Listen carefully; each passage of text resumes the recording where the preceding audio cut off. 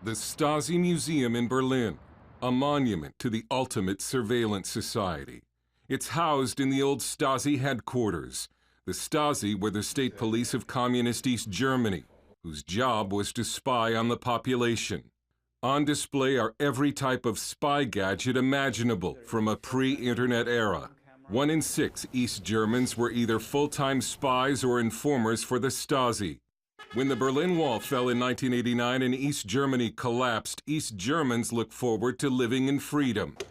But now some are beginning to wonder just how free the new Germany is. Last year, a married couple was convicted for creating a Facebook group that criticized the government's open-door migration policy. At the trial, the man complained that Germans cannot even express a critical opinion of refugees without getting labeled as a Nazi. 60 others accused of writing speech critical of migrants also had their homes raided by police. In one poll, more than 4 in 10 Germans said they did not feel safe in expressing their real opinion about the refugee crisis. It's a fair question to ask who really won the Cold War in Germany, because today former East Germans are living under speech oppression, similar to what they had to endure under communism. Of course, today's Germany is very different from communist East Germany. But when it comes to criticism of migrants and the government's migrant policy, some former East Germans see similarities. Famous German pastor Dr. Theo Lehmann lived under persecution and surveillance for more than 40 years in East Germany. He learned after the Cold War that even his best friend had been spying on him for the East German police. He also learned that 4 local pastors spied on him. That meant that every word you spoke in public had to be thought through, even in your own room. Dr. Lehmann, now 82, knew what it was to be labeled and punished for his views. And he sees disturbing parallels between communist East Germany and the political correctness that rules Germany and Western Europe.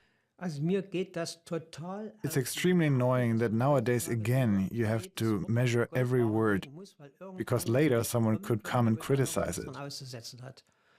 That hurts any free discussion, and it's an incredible fear that is everywhere in society.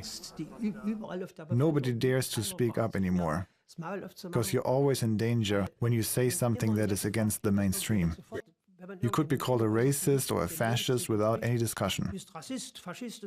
These labels are put on you right away. Germany has the standard political labels of left, right, and center, but by American standards, most German politics and media range from left to far left. Flag-waving, patriotic, anti-immigration Germans are regularly branded in the media as fascist, racist, and treated as a dangerous element. It's not the same as it was in East Germany. But they want to control us, and they do. Former East German Heidi Mundt, known as the brave German woman because of her strong stand against Islamization, has paid a high personal price for deviating from the approved view on refugees in Germany. Leftists cover her neighborhood in leaflets, telling neighbors that they live next to a Nazi. Her husband Matthias lost his job because he too has spoken out publicly. No one is willing or daring to speak out because everyone would say you are right-wing, you are a Nazi, you are a racist, and they will bash you terribly and they will ruin your reputation. And I know what about I'm speaking. It's a problem across Europe. Dr. Lehmann makes a bold assertion. We are moving towards a dictatorship. It's a dictatorship if one opinion is presented in such a way that everyone must conform to it. It's a fascist, racist, or something, and he who does not conform, and immediately you are out. This is what we had for 40 years under communism. People are more afraid now than in the times of Stalinism. The German government is now trying to block so-called fake news on the internet, which to some looks like the way communist countries tried to block information from the outside world. But most Germans seem fine with it. Angela Merkel's so-called Conservative Party is back in the lead 6 months before the next election, even after a string of terrorist attacks tied to her open-door migration policy. So change may not come soon. Those who dissent will remain outsiders, labeled and shunned.